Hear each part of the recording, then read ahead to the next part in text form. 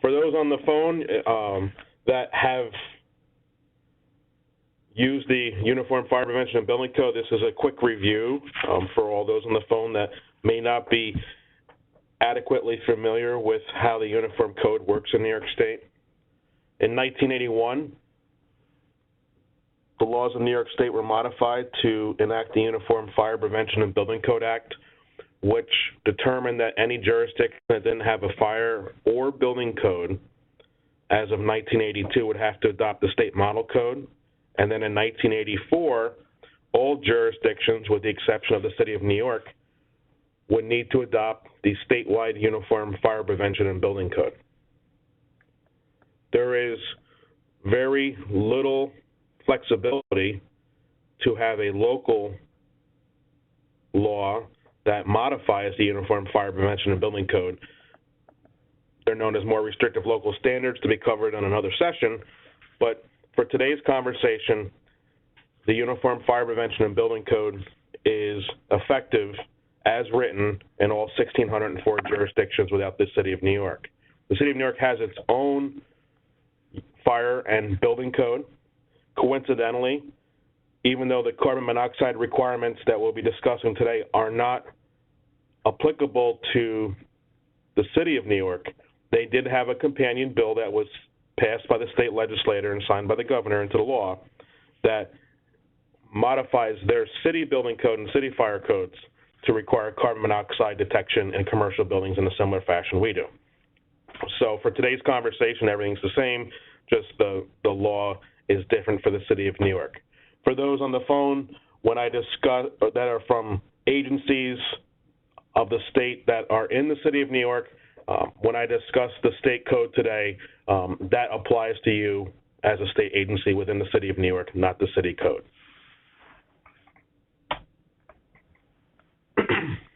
The responsibility for the enforcement and administration of the Uniform Code is with the regulated party, and that's a term that is basically the person that's in charge or in custody of the building. The owner, authorized agent is two terms that we commonly use. Enforcement is a function of local government or state agencies as applicable by ownership.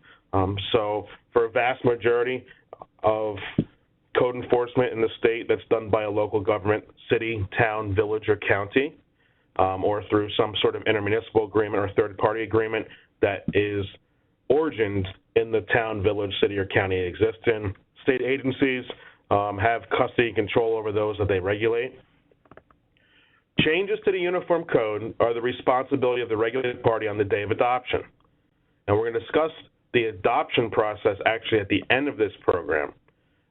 However, the day that something is in effect, that is when the regulated party is required to ensure compliance with all provisions of the Uniform Code. The carbon monoxide requirements we're going to discuss today are no different than any other section, provision, or subdivision that we find in any provision of the Uniform Fire Prevention and Building Code. So if it's a new change, such as truss identification in residential structures, or it's something as basic as height and area, or requirements for fire alarm systems that have been around for 50 years, the requirement is based on the day it's adopted in the Uniform Code. Likewise, just like every other regulation, part, or subdivision that we find in the Uniform Code, the need for the code enforcement official, the local government, the state agency to perform those inspections is identical to any other section of the Uniform Code. What does that mean? That means that we would normally go out under the Secretary of State's minimum requirements in Part 1203 to do a fire safety and property maintenance inspection. Press 2. Consistent or set by the local government not exceeding 3 years, with the exception of certain residential and assembly type occupancies. So the next time that you would do a routine inspection of that location is when you would be looking for compliance with the regulation and time in place at that time. So at the determination time for this regulation to going into effect, that's when you would start doing the inspection. There's not a requirement of any regulation that's been adopted that's part of the Uniform Code that says, you as the local jurisdiction has to go out and do a immediate inspection of all of your applicable properties to ensure that the Uniform Code, for before that day is met, it goes through the similar process you would do an inspection of any property, which is either through the routine inspection, the fire safety and property maintenance inspection, or through a bona fide complaint received by your office.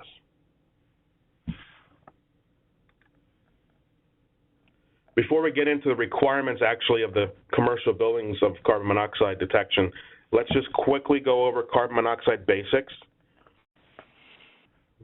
One of the major misconceptions to carbon monoxide is that it's thought of as smoke from a fire event. And there's nothing further from the truth except that smoke does contain carbon monoxide.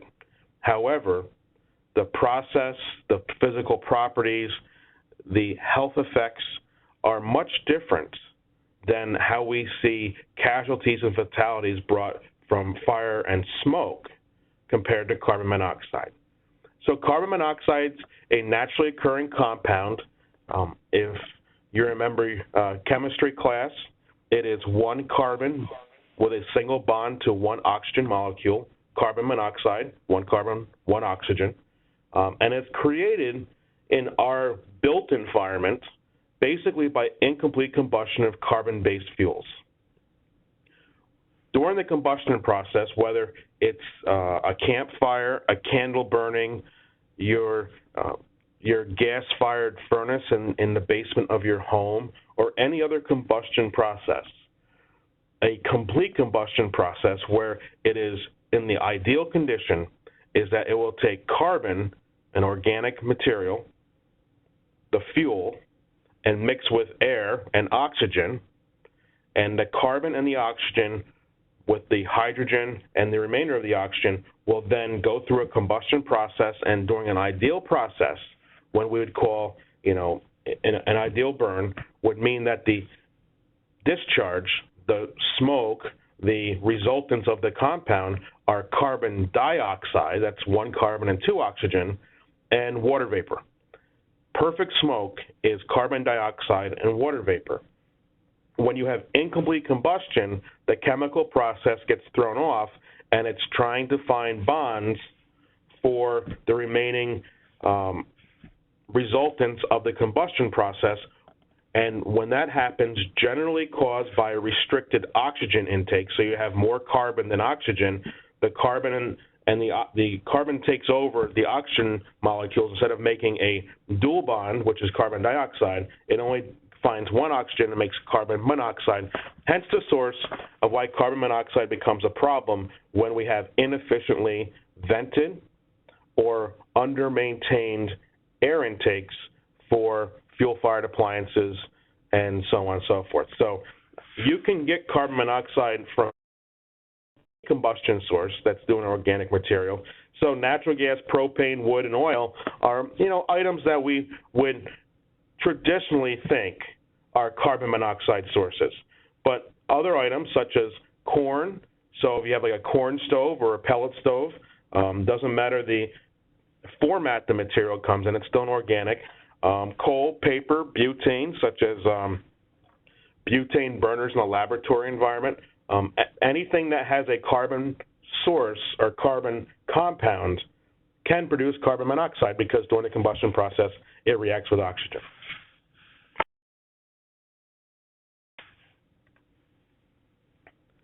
Carbon monoxide is also different than smoke that we'd see from a fire event because it has similar properties to normal room air. What does that mean?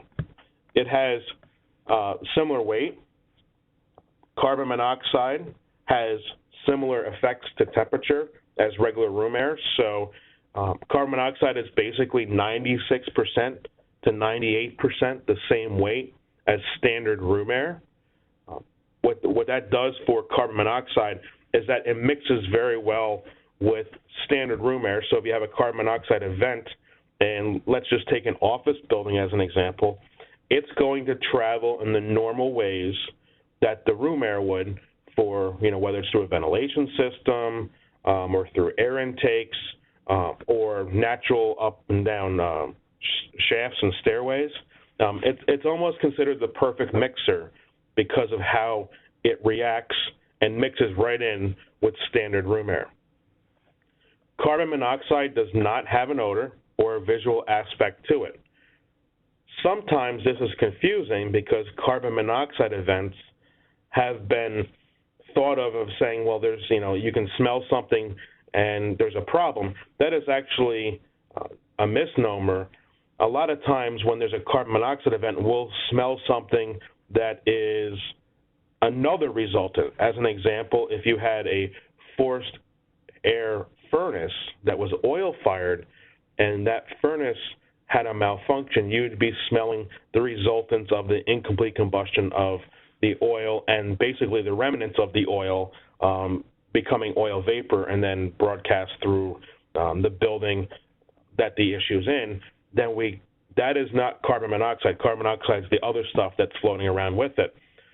Of note, the CDC studies of the last decade have really shown that a lot of the carbon monoxide casualties and fatalities that have been attributed to appliances and equipment in building have been from those cleaner burning, basically natural gas and propane, compared to an oil fired, because you can smell the oil, whereas when a natural gas or a propane hot water heater, boiler, so on and so forth malfunctions, it's very difficult to sense, absent a carbon monoxide detector, any presence of carbon monoxide until there's health effects that start to become symptomatic in building occupants. The other part of carbon monoxide, which is kind of unique, is that since it's a product of incomplete combustion, it always has the ability to combust again. What does that mean? That means that carbon monoxide can go through another combustion process to get back to where nature wants the combustion process to be, and that's through back out to carbon dioxide. So at higher temperatures, they're much higher than, let's say, natural gas or propane. We're talking near 1,000 degrees compared to propane, which is below zero in some cases. You're at carbon monoxide can reignite and it become an explosive issue. That's a little outside today's topic, but nonetheless is worth mentioning for our first responders on the line. The health issue, let's talk about what's not on the slide. We'll go to the next slide, actually. I went the wrong way. My apologies. Now we'll skip back to it. The health issue with carbon monoxide is pretty basic. Your body likes to intake oxygen, goes through the metabolic process. That metabolic process is basically a combustion process. It emits carbon dioxide through your cells back into your bloodstream, and when you exhale, your respiratory system gets rid of carbon dioxide. Your body is very good at attracting oxygen, and it's very, very good at get rid of carbon dioxide. In fact, respiratory diseases sometimes focus on the oxygen intake and your body's ability to bring air into it and adequately oxygenate your bloodstream, but some well-known diseases out there actually are attributed to your body getting rid of carbon dioxide. So it's really a two-step process.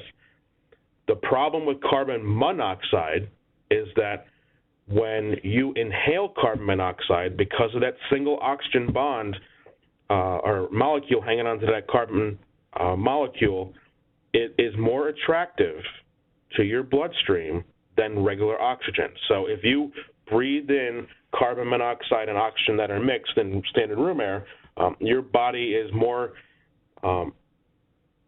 likely to bond the carbon monoxide to your blood cells. When you do that, that is similar to it being in an asphyxiate environment, a low oxygen content environment, and can then affect your body's ability to function.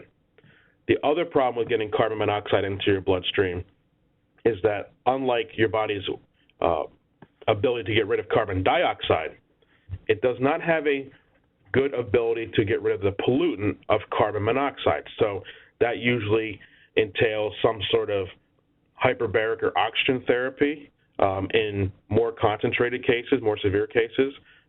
However, as we discussed later on about exposure, this is why carbon monoxide is so different than smoke, because usually when you inhale smoke, it's a very high concentrate of various irritants, asphyxiants, toxics, and heat-related chemicals, that do a diverse range of symptoms and signs and symptoms to your body that create a lot of problems.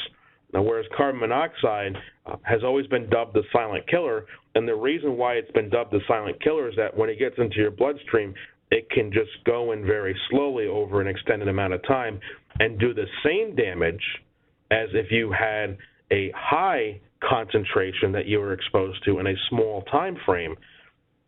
It has the same health effects to your body.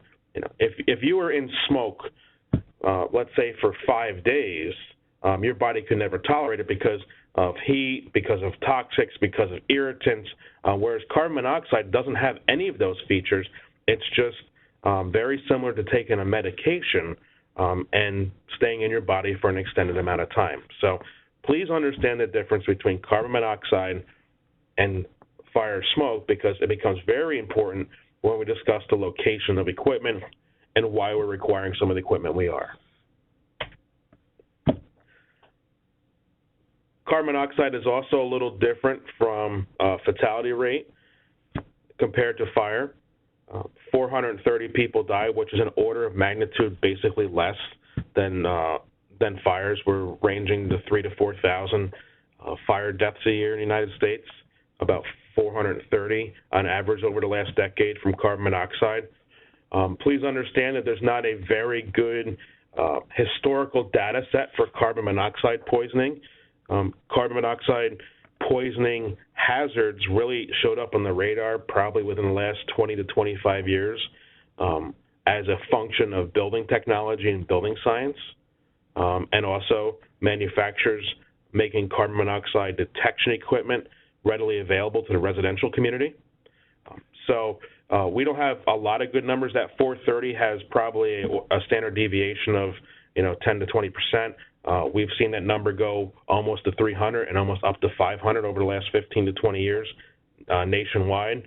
And also understand that nationwide carbon monoxide exposure likelihood is a lot different. We live in the Northeast. We're in the heating season.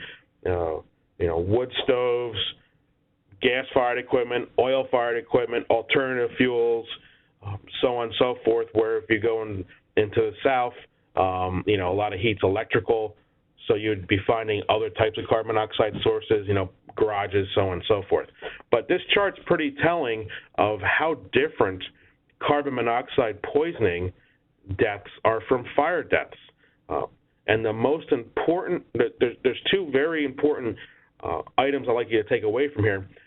In fires, our biggest hazard, our biggest target for reducing fire fatalities is our biggest numbers, and that is in the very young and the very old, which is completely opposite to what you're seeing on your screen regarding carbon monoxide. What we'd commonly call the working class ages, 25 to 44 and 45 to 64, are very prevalent of where we have carbon monoxide deaths, completely opposite of where we're seeing fire deaths. Also of interest is that fire deaths are generally 50-50, within a couple points between male and female, and carbon monoxide is as you can tell by the screen, a wide divergence between male and female. This is a very interesting number that definitely needs some more research to maybe identify some of the sourcing, either of the numbers or of the causes.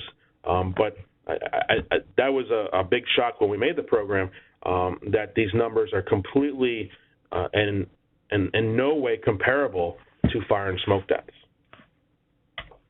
Right here in New York State, 450 persons die a year, are hospitalized, and 55 fatalities a year reported to non-intentional carbon monoxide. This is a little apples and oranges compared to that last number I showed you, because this number does not pull out non-fire deaths. Doing some research, we believe this number is around 20 fatalities a year in the state based on a non-fire scenario for carbon monoxide deaths. Carbon monoxide does receive significant media attention. It is a contemporary issue compared to, let's say, fire deaths.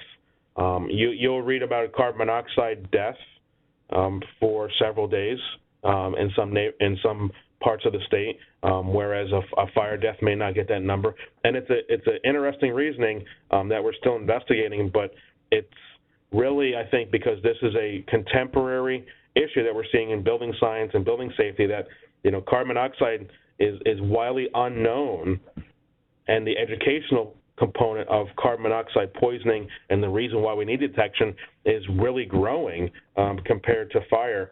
I think more of the citizens are informed about fire safety through years or decades of fire prevention offerings, through many of you on this phone call, and many organizations throughout the state, whereas carbon monoxide isn't. So I think it's the idea of the unknown, if you will, of why carbon monoxide does receive a lot of media attention, and they will turn to you for some educational, and I hope this program, this little session, is able to provide you some ammo if asked questions regarding why carbon monoxide is such a problem.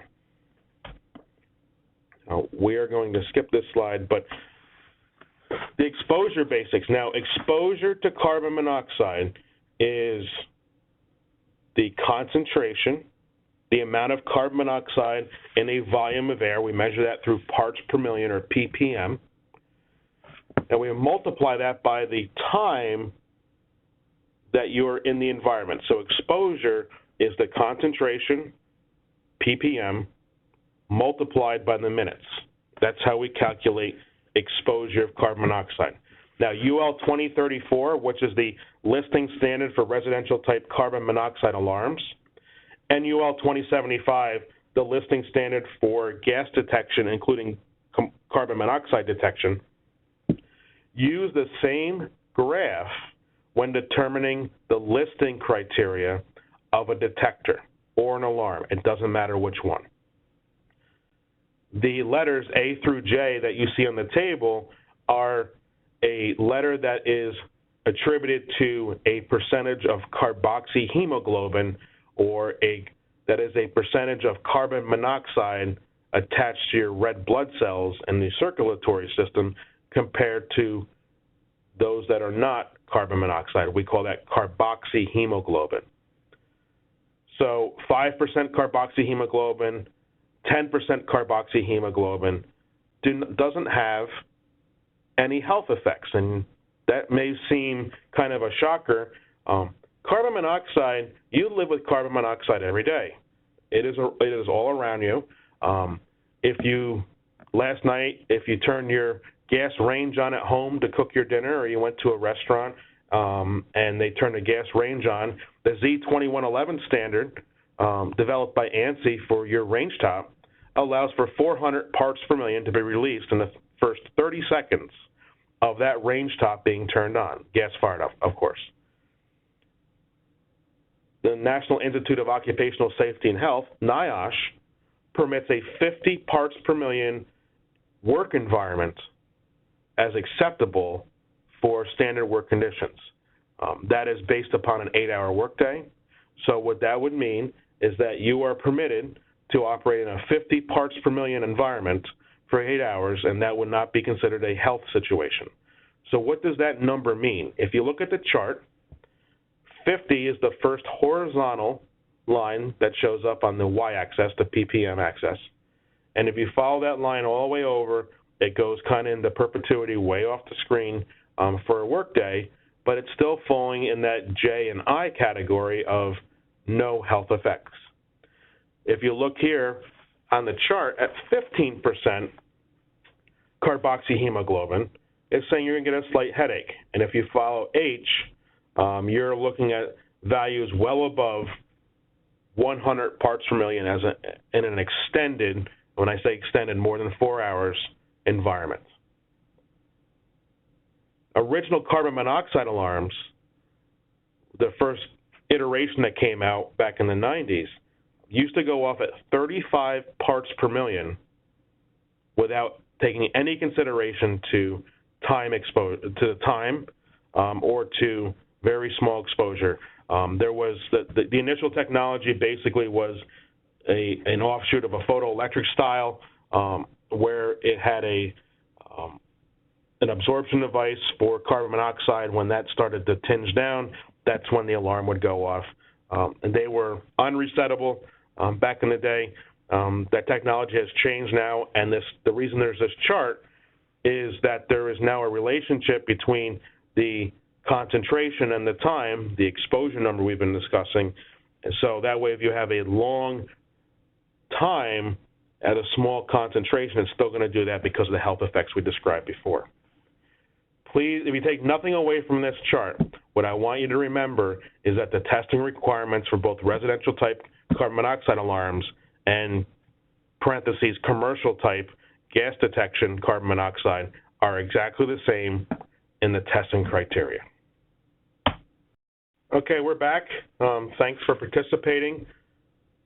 Concentration multiplied by time is exposure. This is very similar to the concentration, if you will, if you're maybe a little confused about how that works. This is like taking a 325 milligram aspirin every 4 hours. So 325, that's good for 4 hours. If you take double, then you have double the concentration or exposure. If you're to take the same aspirin every 2 hours, you have the same exposure to the products of the aspirin. So same way. A couple of questions that popped up I think it would be good to cover right now.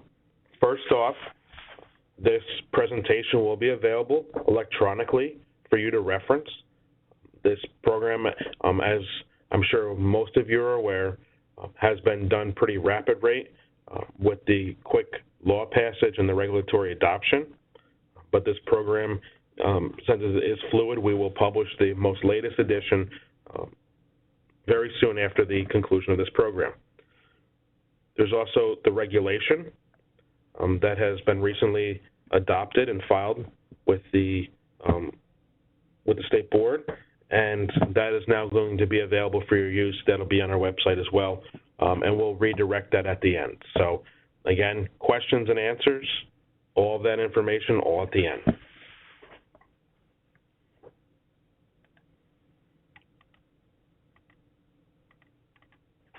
So the base of the regulation, for those that are familiar with ICC documents, this layout should be of no great surprise to you. This is the Chapter 1, Chapter 2, and then last numbered chapter format with all the meat and potatoes in the middle. So you have the introduction, the administration chapter, which is going to be Section A, definitions, which is Section B, and then the last is the reference standards. Everything else is in the middle. And we're going to take them right in order as best as we can. Buildings required, detection zones required. We'll talk about what the detection zone is in a couple minutes. Placement, equipment, alarm systems, additional Group B occupancies, maintenance, control, so on and so forth. So a couple definitions right here in the beginning.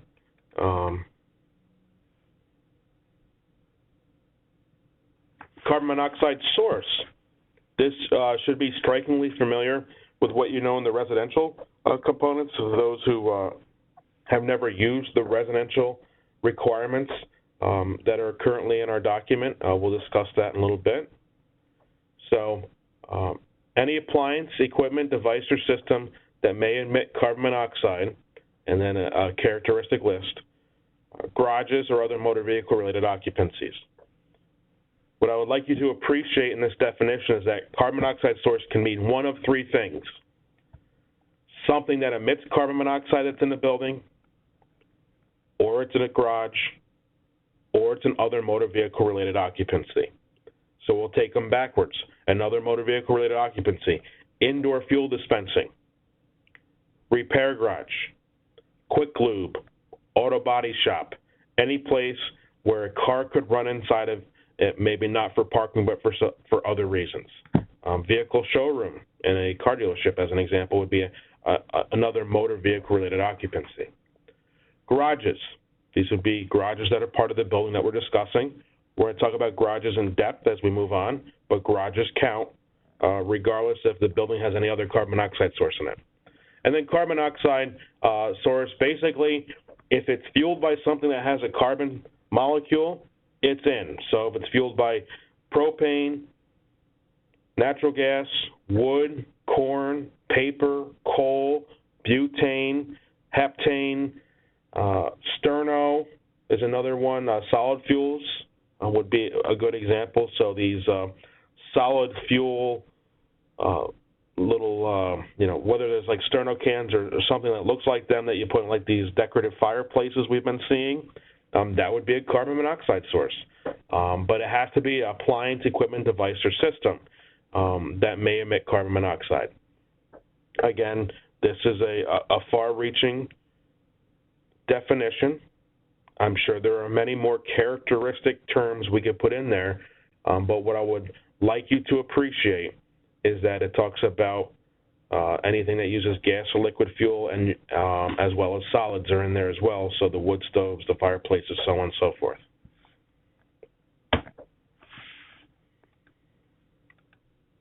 The term commercial building means any new or existing that is not a one-family dwelling, a two-family dwelling, or a building containing only townhouses.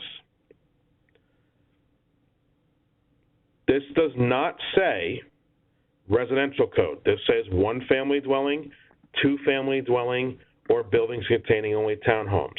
And why doesn't it say residential code? For your 4-story, 5-story, one-family dwellings, your ones that you regulate as a group R3 occupancy that you would construe as a 1 or 2, or a townhome, they are exempt from this. Every other type of building is part of the definition of commercial building. This definition does not make residential or commercial exclusive. So just because you are complying with the residential provisions that have been passed over the last decade and written into either Section 610 of the Fire Code or into Part 1225.3 of Title 19, this is in addition to or in cumulative to those requirements. A building, a hotel or an apartment building comes to, or a dormitory is probably the most prevalent that I've been thinking of.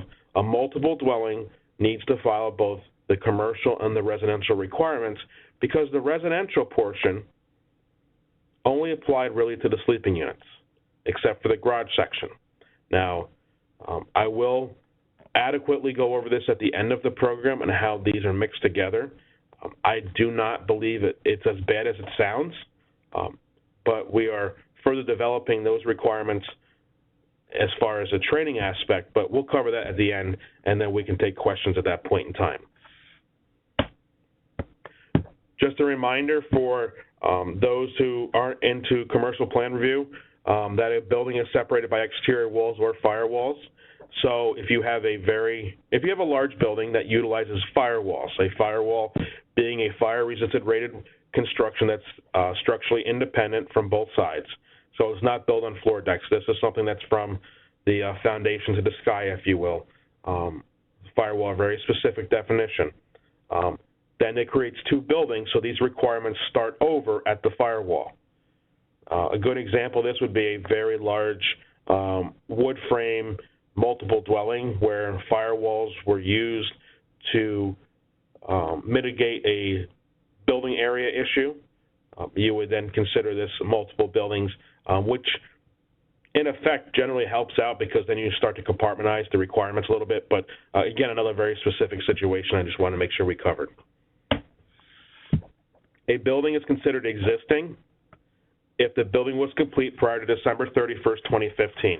That is not a typo. Understanding that we're in the middle of the construction season and that a lot of jobs were let prior to the adoption of this legislation and the adoption of law, that we are going to consider buildings built up until, or buildings that receive a permit up until the end of this year to be construed under existing, and take the allowances that I'm going to discuss with that. So that's a big difference of existing. And just to reiterate, this existing means that this is a retroactive requirement for all buildings that do not meet the definition of a one-family dwelling, two-family dwelling, or townhouse. This is retroactive to all other buildings as applicable by these regulations. A carbon monoxide producing HVAC system is something that we understood was an issue when we did the residential, and we're just trying to make sure that it's better understood as we look into the commercial building environment. A carbon monoxide producing HVAC system means a system that uses ducts to provide heat, ventilation, and or air conditioning to all or any part of a commercial building, provided that the duct runs from a carbon monoxide source to a classroom or to a detection zone served by such system, or such system is supplied recirculated or makeup air from classroom or detection zone that contains a carbon monoxide source. So this is the proverbial forced air furnace that has the duct that runs right from the furnace to the diffuser and allows for that air to enter through a duct into a classroom or detection zone. The reason why those are different we'll explain in a minute.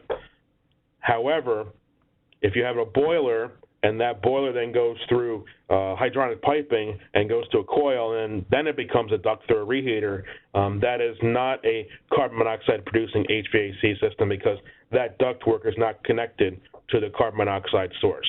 It is connected, but not by a duct. Also understand that this is using the word duct, not vent, not chimney. So if you have a carbon monoxide source that has a vent or a chimney for its combustion process particulate or pollutants that come out, when that rises through the building, that is not a duct. Therefore, that is not going to trigger carbon monoxide requirements later in this section. Recirculated or makeup air.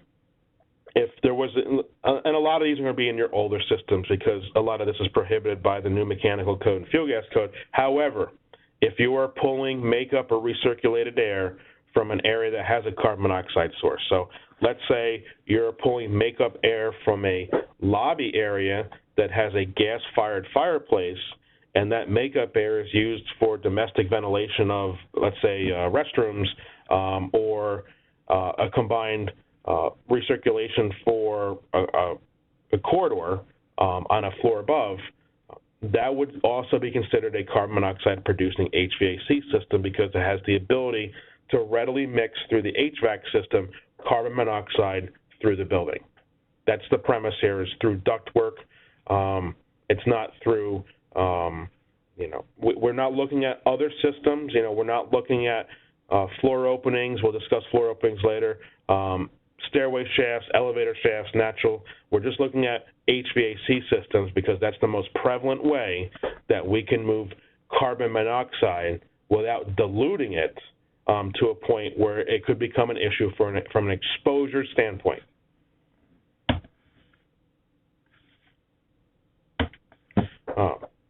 Classroom. The reason why we separate classrooms is that in the current Code Council's direction to the Division of Building Standards to adopt the 2015 edition of the International Fire Code, classrooms were already going to be required in that book. So we went ahead and trying to coordinate some of these requirements in short term. We have entered the classroom requirements into this regulation.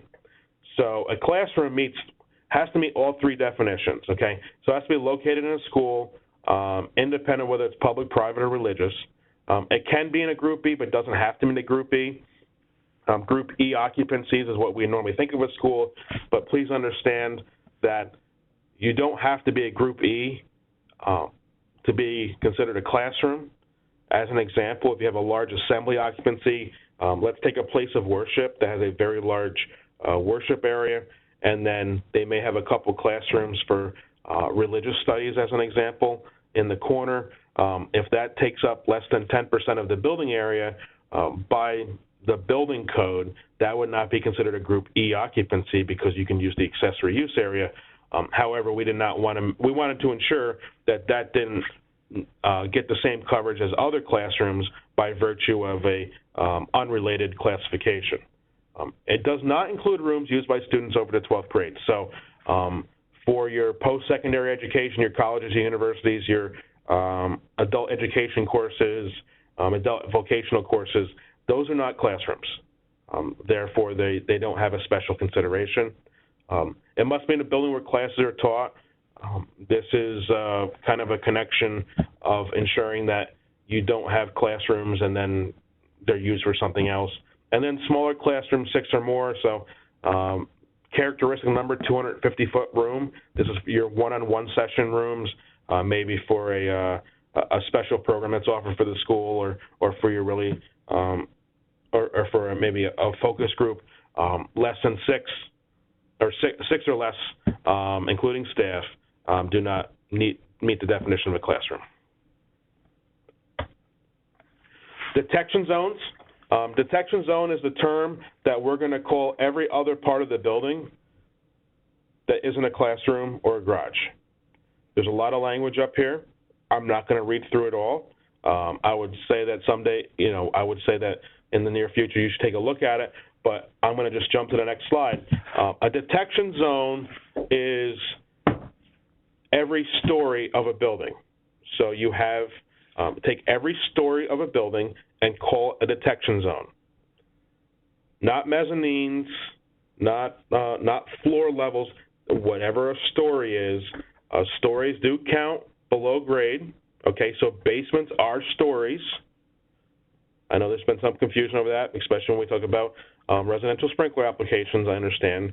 But every story is, including basements, is a detection zone. Remove from that consideration anything that's a parking garage or a motor vehicle related occupancy.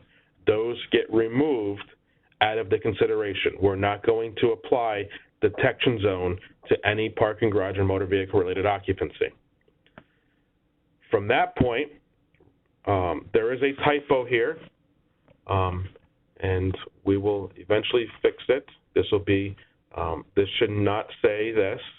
Okay, it doesn't have to be a Group B, so make every classroom its own detection zone if it has a carbon monoxide source in it or is served by a carbon monoxide producing HVAC zone. Classrooms get a special consideration. And then finally, and this is a situation we don't think we're going to see a lot of, but we have a couple examples for you, is if you have a building or a story that has 2 or more carbon monoxide producing HVAC systems in separate portions of the building or the story, each system is a separate detection zone. I'll show you a picture of that later on to better explain it. So you take a set of building plans.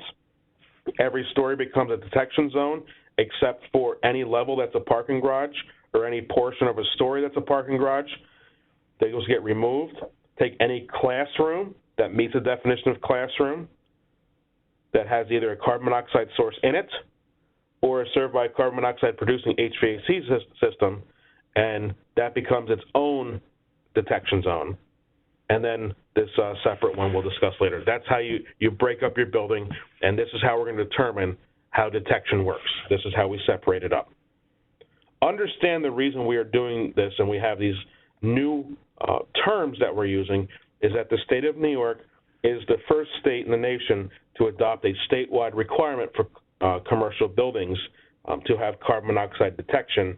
And in researching the current availability of effective and economical products, especially for the existing building environment, the Department of State and the Office of Fire Prevention and Control, working collectively, has made some determinations on how this gets laid out. So some of these new ideas, you're saying, where do they come from? This is why they're there, because this is, in some cases, uncharted territory for especially retrofitting existing buildings.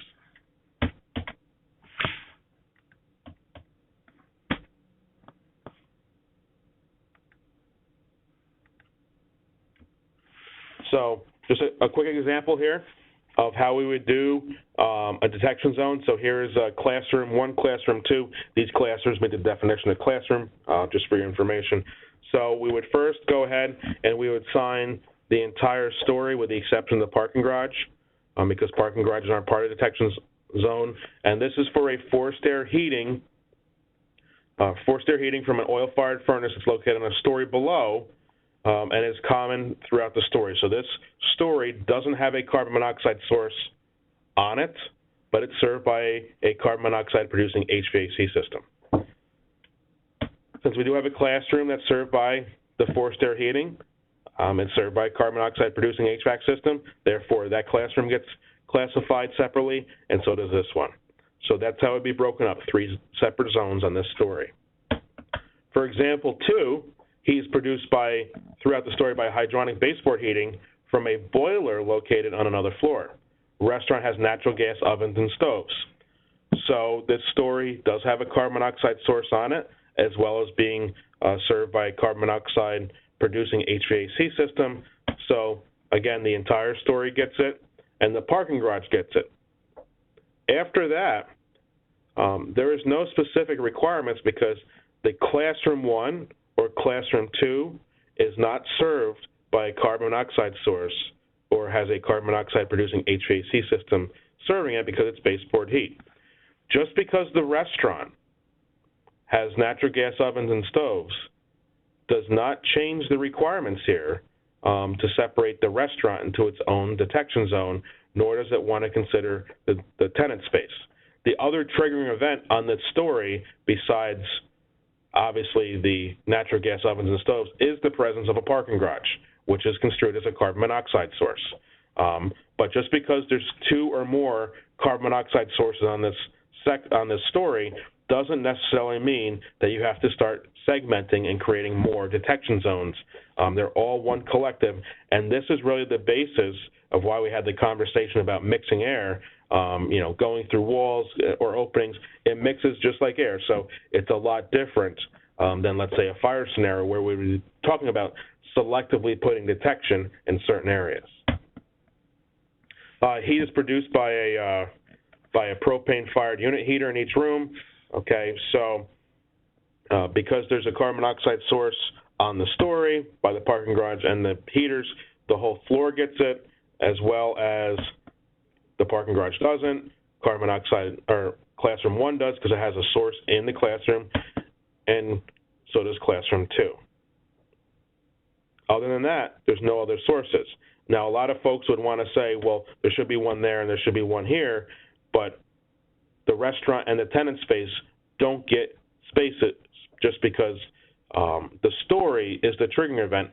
Just because there's another source in the room doesn't mean we create another detection zone. So we do not construe tenant space 1 or the restaurant as needing a additional detection zone classification. Floor openings have really no bearing. So if you have like this unenclosed stair, this is going from a lower story to an upper story, you're looking at 2 detection zones, the lower one and the upper one. Spaces like this, where you'd be seeing like an industrial warehouse or a factory building where you have this raised office area, again, you'd have to do a little bit of research. This is probably not a story. This probably meets the requirements of a mezzanine. I'm looking at the stairway arrangement. I don't know which way it would fall.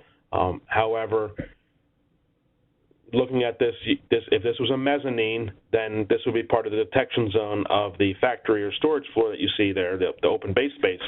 However, it wasn't, then it would be considered as a story, and then would be its own detection zone.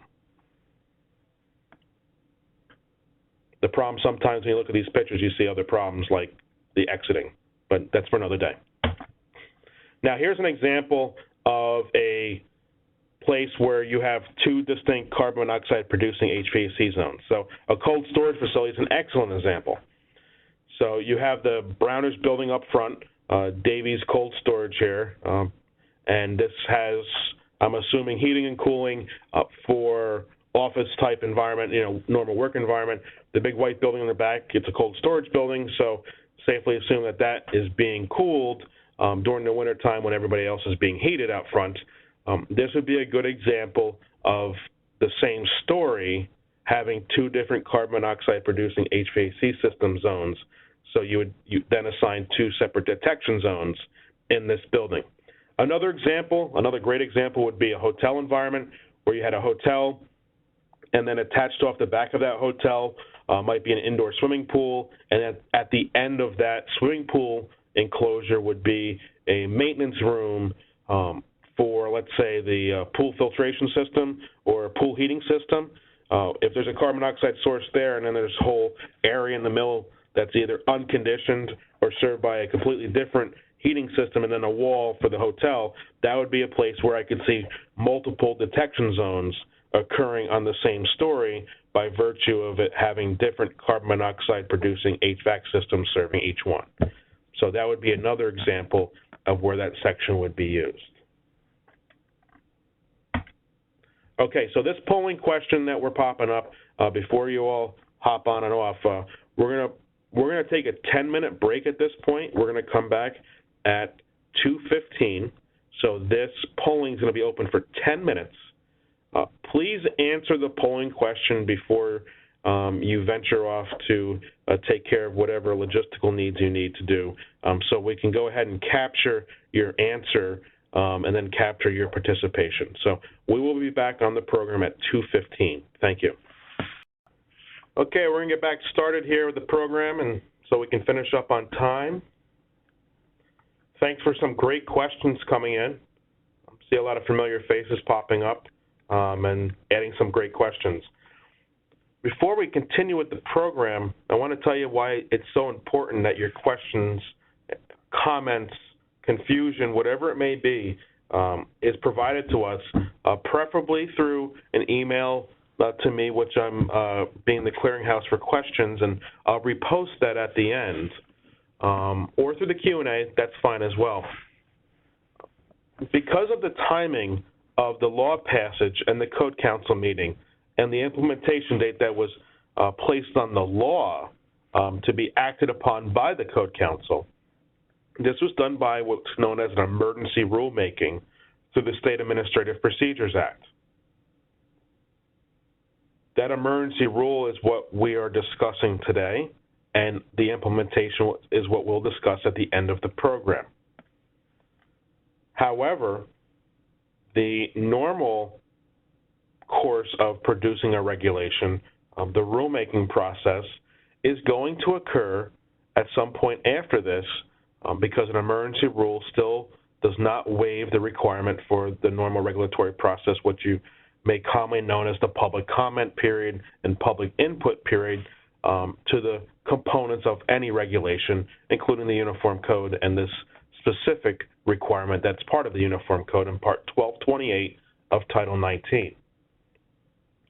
Your questions will be used for us to better review the requirements that are in this regulation, so when we get to the public comment phase, your questions and any confusion can be answered before we get there to make a better regulation when we get to the normal rulemaking process and apply to the State Administrative Procedures Act. So your questions for the short term are very important for us to get the right information out to you, but for the longer term, they do have a lasting effect because it'll be able to identify areas of the regulation of particular confusion or concern, or maybe there's areas that you believe subjectively or objectively that need more coverage, or the regulatory requirements of the current emergency rule are overpowering and require less coverage.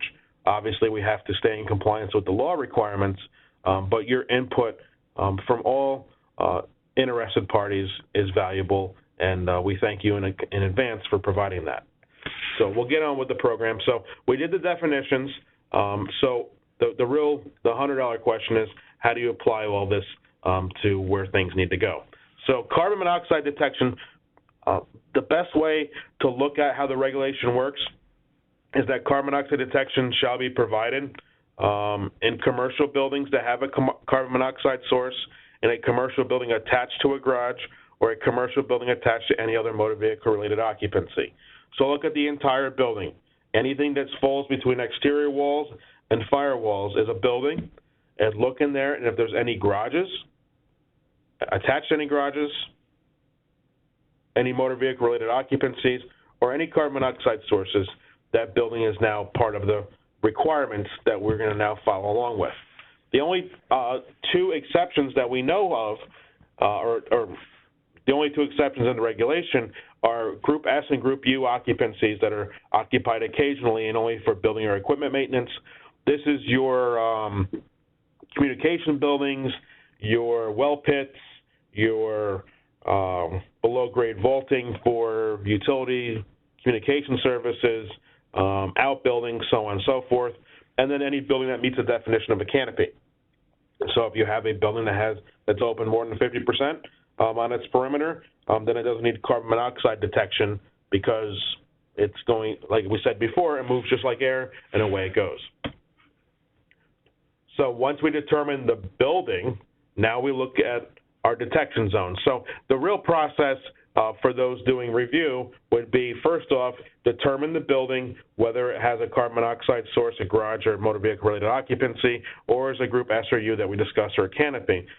If it now meets the requirements and it needs something, then you would apply the detection zone exercise that we did under the definition section, creating the stories, taking out the garages and motor vehicle-related occupancies, adding in the specific classrooms as discussed, and then we go through that iteration. And now we're going to look at detection zones in classrooms. So if you have a detection zone that has a carbon monoxide source in it, if it has a duct opening or other air transfer outlet, this is for natural outlets. This is not chimneys. This is not vents. This is just items that are there specifically for the movement of air from a carbon monoxide producing HVAC system. If you have one of those, the detection zone needs to have detection.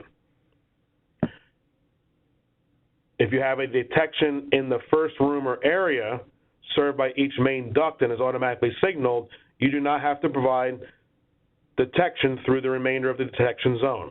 And we'll talk about what that means here in a second. You also have to provide detection when a detection zone is adjacent to a garage or motor vehicle-related occupancy that is not considered an open parking garage or does not have an open connection between the garage and the adjacent detection zone. What does this mean? Remember that a garage is a specific carbon monoxide source, and the law requires detection when you have a garage. We are not going to require detection in the garage because that would be contradictory to the mechanical code for carbon monoxide detection to run fans, as well would not be an appropriate place to put carbon monoxide detection because we normally associate a garage with having carbon monoxide in it. So we need to put it in an adjacent detection zone. This is independent of whether there are any openings, penetrations, or any other communicable spaces between the garage and the detection zone. So you can have a garage that has absolutely no openings or penetrations to any other part of the building, vertically or horizontally from that garage. And there is still a need for detection to be placed in an adjacent detection zone to capture anything that happens outside of the garage. There are recent studies that are showing how carbon monoxide moves through buildings, especially when we talk about building elements. And it becomes important to realize that openings may not be the only way that carbon monoxide can transmit through a building. Regardless, the law requires detection in these types of occupancies and has been reflected in the regulation. General exception for all detection zones that are not considered classrooms. So if you have an ambient condition, since the term commercial building is so diverse in our building stock here in the state, you could have buildings that have carbon monoxide sources in the building that is intended to be there for manufacturing or certain industrial processes, as an example. If this is the case, and ventilation is taken care of and occupant safety is taken care of in other ways, then carbon monoxide detection would not be required as long as an alternate safety plan is approved. So that would normally focus on employee workplace safety. So if you, let's say if you have an area that has charcoal in it, when charcoal gets wet, it does off gas because water can start the charcoal's combustion process or decomposition process, as it may be. This may be a place where you would have a scenario where carbon monoxide detection would not be appropriate, but there's other safety plans in place for occupant protection. Again, carbon monoxide really doesn't have a huge impact on property conservation, it has all of its impact is on employee safety and occupant safety. With the only caveat, that little piece I talked about in the beginning about the ability for carbon monoxide to recombust, but that's an issue to be handled by other sections of the building code, especially in industrial and hazardous material storage occupancies. Also, any detection zone, similar to any building, any detection zone that's open for more than 50% of its perimeter is also likewise not required to have detection. So here we are, back to our slides again. So you have a forced air heating from an oil-fired furnace located on a story below and is common throughout the story. So again, you have your detection zone for the story without the garage, and the classroom 1 and classroom 2. So you would require detection in each one of these 3 spaces as we apply it in a couple seconds. You could also, since you have a duct system, it allows you in a detection zone with a carbon monoxide producing HVAC system to just require detection in the first room the duct normally serves, or first area the duct normally serves, and then provide notification as approved throughout the remainder of the story in an approved manner. Approved being as approved by the code enforcement official. Heat is provided throughout the story by hydronic heat, and the restaurant has natural gas ovens and stoves. Again, you only get the story because that's the designation for the detection zone. You don't get the classrooms because they don't have a specific carbon monoxide source or a carbon monoxide producing HVAC system. We can also change this, and just to give you a quick example,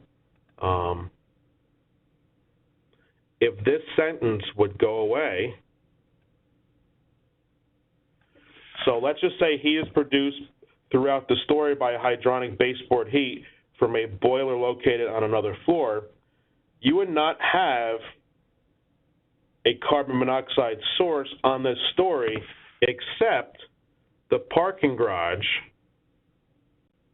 is still considered a carbon monoxide source, therefore making a requirement for the green box to be considered a detection zone that requires detection.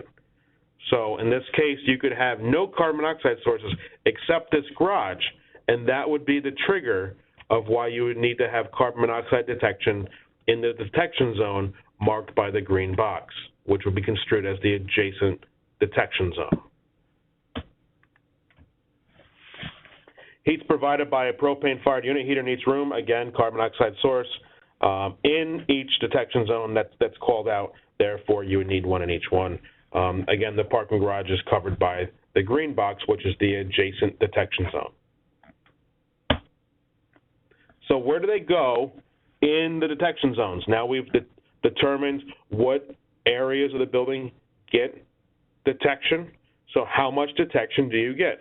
Again, remember that we are discussing the use of residential type carbon monoxide alarms and commercial type carbon or gas detectors that sense carbon monoxide as part of the requirements here. So knowing that this is uncharted territory for most of the requirements, the determination was a detection zone less than 10,000 square feet gets one detection device located at a central location with notification. And for detection zones over 10,000 square feet, one detector with notification located at a central station and an additional carbon monoxide detection with notification located every 100 feet. My apologies, that went away. So if you have this space, the dining seating area, kitchen, and the storage in the office are considered all one detection zone. The triggering event here we're going to safely assume is gas-fired appliances in the kitchen. You would get one detection device in this space, and the location of a detection device, I'll skip back to it, is on the bottom of the term central location, which is also a defined term up in the definitions. We saved it for here, but that means a point in the judgment of the AHJ maximizes the detection of carbon monoxide, the notification of occupants in normally occupied areas, and the notification of occupants prior to entering normally unoccupied areas. What's the purpose? The purpose is if we're having carbon monoxide concentration happening in normally occupied areas, we want detection to be there. We also want notification to be there to optimize the notification of the occupants. We also want notification to be in areas where a concentration could have been building without any occupant interaction. An example would be a fuel-fired appliance fails in a boiler room over a weekend, and that boiler room is attached to a storage room that it's normally unoccupied. We would want the occupants of that area to know about it because the concentration has been building up over the weekend rather than just being in an open space upstairs. So that's the definition of central location, and that's the premise behind the development of that definition. If you're in an area over 10,000 square feet, 100-foot travel distance as measured by Chapter 10 of the Building Code of New York State, regardless of the type of structure, by the Building Code of New York State, 100-foot travel distance. So that's the remote parts of the building have to be within 100 feet of a detection device. That's the detector with the notification appliance.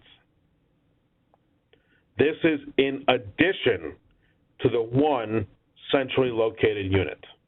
So you don't get away from the centrally located unit. You have the centrally located unit and add detection to meet the distance requirements. Again, you would be putting those in locations that are appropriate for maximizing detection, maximizing notification of occupied areas, and maximizing detection of prior to entering normally unoccupied areas. So here we are to polling question number 3. This is going to be a 3-minute question. Going to get popped up here in a quick second. So the question is, how many carbon monoxide detection devices are required in a detection zone less than 10,000 square feet? Please provide an answer, and we'll get back to you in a couple minutes.